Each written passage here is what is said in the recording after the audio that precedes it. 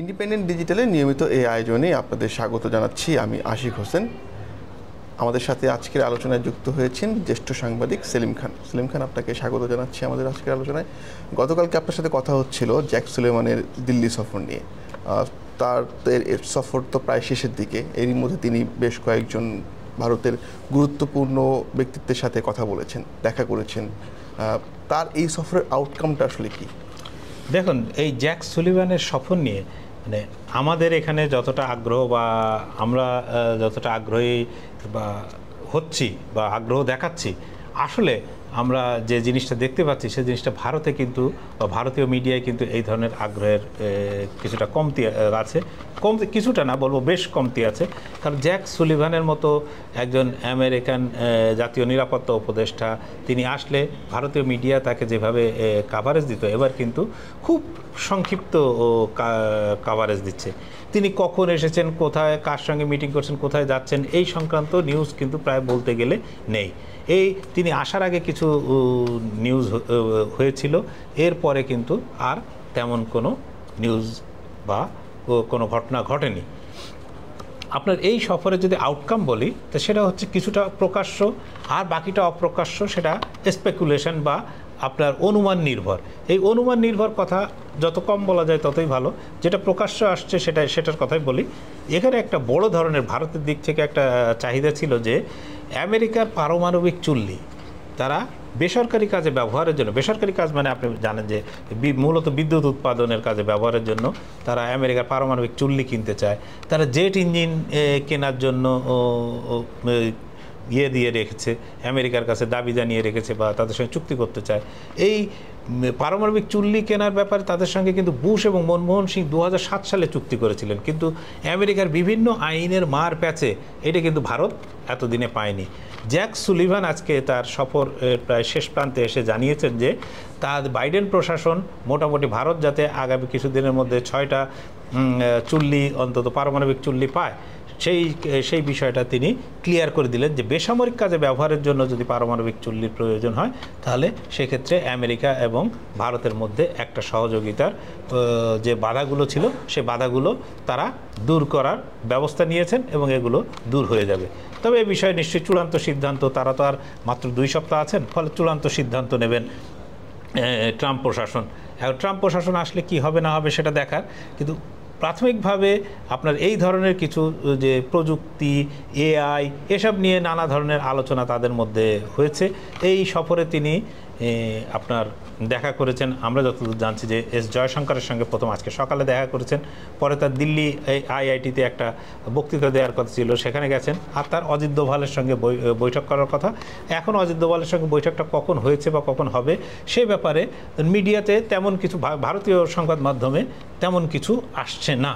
আপনি বলছিলেন যে ভারতীয় সংবাদ মাধ্যমগুলোতেই আসলে এই সফরটা নিয়ে তেমন কোনো উচ্চবাচ্য নেই। এটা কি এই কারণে যে আগামী 20 জানুয়ারি আমেরিকার সরকার পরিবর্তন হতে যাচ্ছে? এবং একই সাথে আরেকটু জানতে চাই আপনার কাছে যে আপনি বলছিলেন যে পারমাণবিক চুল্লি যাতে ভারত পেতে পারে সেক্ষেত্রে একটা আলোচনা হয়েছে, কিন্তু 20 তারিখের পর তো এই প্রশাসন থাকছে না। সেক্ষেত্রে এই চুক্তিটা সামনের দিকে আসলে অগ্রসর হবে কি না?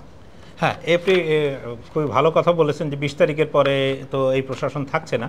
এটা নিয়ে আমি দিল্লি এবং আমেরিকাতে বিভিন্ন যারা সাংবাদিকতার সঙ্গে যুক্ত বা এই সফরের সঙ্গে যুক্ত তাদের কয়েকজন সাংবাদিক বন্ধুর সঙ্গে কথা বলেছিলাম। তারা যেটা দিল্লির সাংবাদিকরা বলছেন, তাদের বক্তব্য হচ্ছে যে মানে 14 দিন বাদে বা 2 সপ্তাহ পরে যিনি থাকবেন না, তার এই মুহূর্তে ভারত সফর, এটা নিশ্চয়ই কোনো সিগনিফিক্যান্স আছে, সেই জন্য এসেছেন। কিন্তু ভারত সরকারের পক্ষ থেকে বা ভারতের কোনো মানে আপনার পররাষ্ট্র মন্ত্রণালয় বলি বা অন্য কোনো জায়গা থেকে কিন্তু কোনো ধরনের কোনো ইনফরমেশন তারা দিচ্ছেন না। যেটুকু সুলিভান বলেছেন বা যেটুকু দিচ্ছেন সেইটুকু, কিন্তু তারা যেটা অনুমান করছেন যে একটা সরকার যে 14 দিন বাদে থাকবে না, সেই রকম সরকারের একটা প্রায় উচ্চপদস্থ মানে প্রেসিডেন্টের একেবারে কাছের লোক, যিনি জাতীয় নিরাপত্তা উপদেষ্টা, তার মতো একটা লোকের সফর এমনি হয় না, সেটা নিশ্চয়ই কোনো গুরুত্ব বহন করে।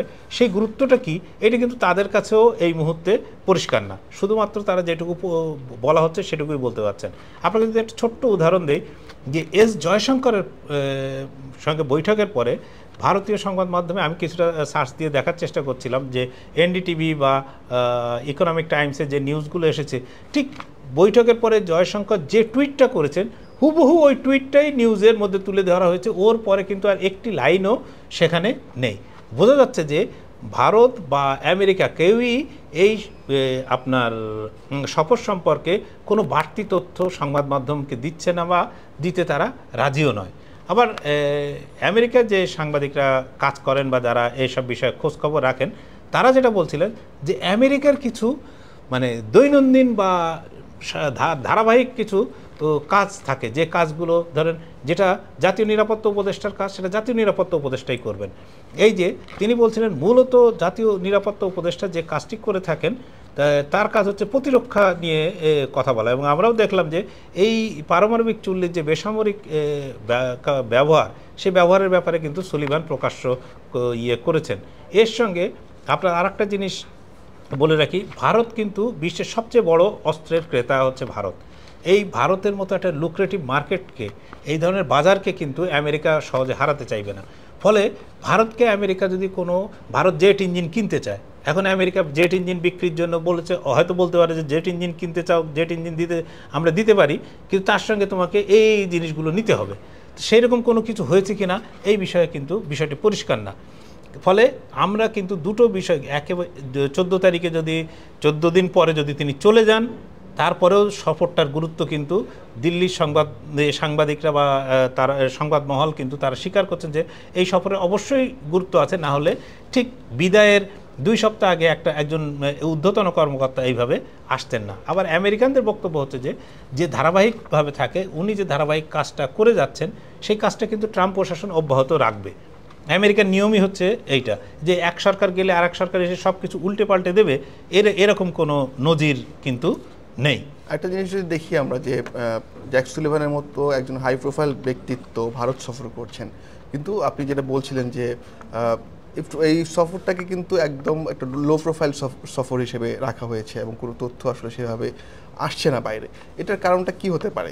আপনি দেখেন যে এইখানেই তো কিন্তু সবার আগ্রহের বিষয় হচ্ছে যে এই জ্যাক সুলিভান এর আগে যতবার এসেছেন, তিনি আমেরিকা থেকে যাত্রা শুরু করার পর থেকে দিল্লি নামার পরে কোথায় যাচ্ছেন, কি হচ্ছে, কি কার সঙ্গে দেখা করছেন, কি বলছেন, সব কিছু কিন্তু বিশেষত ভারতের সরকার সমর্থক মিডিয়াগুলোকে যদি বলি, তারা কিন্তু প্রতিটা মুহূর্তে নারী নক্ষত্র দেয়া মানে দিতে থাকতো।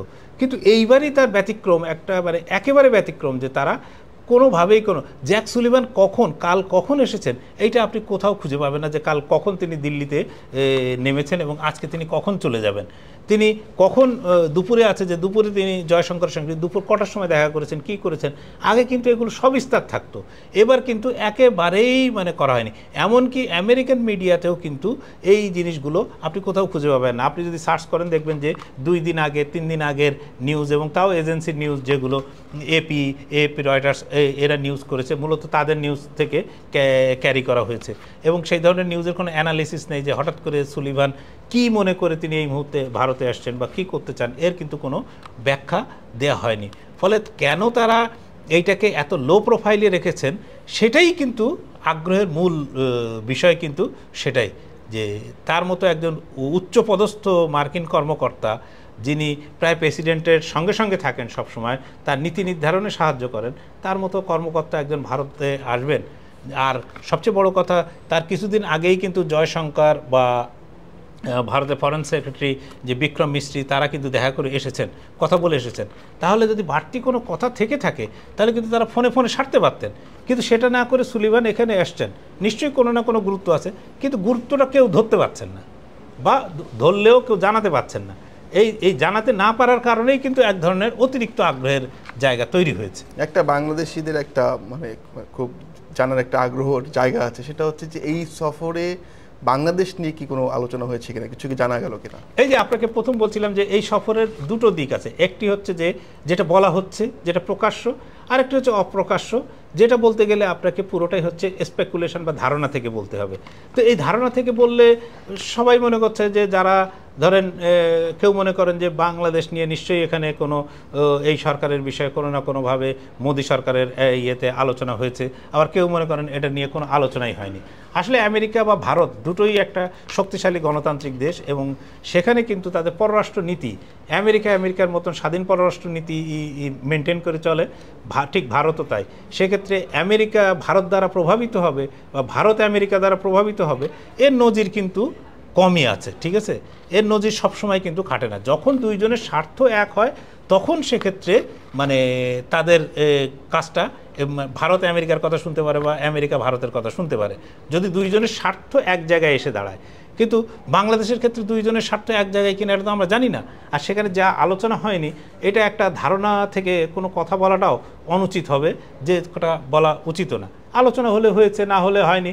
আপনি আলোচনা যদি হয়ে থাকে সেটা ইতিবাচক না নেতিবাচক সেটা আগামী কিছুদিনের মধ্যে সবাই দেখতে পাবেন। ফলে এইটা নিয়ে আমাদের দেশে যত আগ্রহ, যত উৎসাহ, আমি ভারতে কোনো মিডিয়া কোনো কিছুতে তেমন কোনো উৎসাহ দেখলামও না, কোনো বিষয়ও কিন্তু আমার কাছে চোখে পড়েনি। সেলিম খান, আপনাকে অনেক ধন্যবাদ। পরবর্তীতে নিশ্চয়ই আপনার সাথে আবারও কথা হবে। আজ এ পর্যন্তই, দেখা হবে পরের পর্বে। ততক্ষণ পর্যন্ত ইন্ডিপেন্ডেন্ট ডিজিটালের সাথেই থাকুন।